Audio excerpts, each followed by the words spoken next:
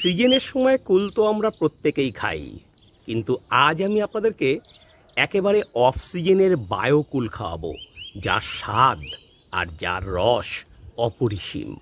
এই দেখুন আমার ছাদ বাগানের থাই ভ্যারাইটির বায়োকুল।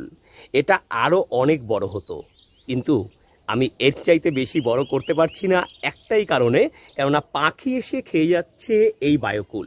হয়েছিল প্রচুর। দেখুন দেখাবো কিভাবে পাখিরা এই বায়োকুল খাচ্ছে। এই দেখুন বন্ধুরা, অলরেডি পাখি কিন্তু খাওয়া শুরু করে দিয়েছে।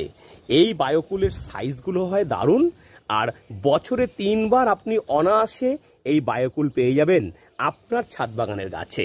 1 ভাগ মাটি 1 ভাগ কম্পোস্ট সার আর হাফ ভাগ বালি দিয়ে এই গাছ বসিয়ে ফেলুন, রৌদ্রযুক্ত জায়গায় রাখুন, সারা বছর ধরে প্রচুর ফল পান।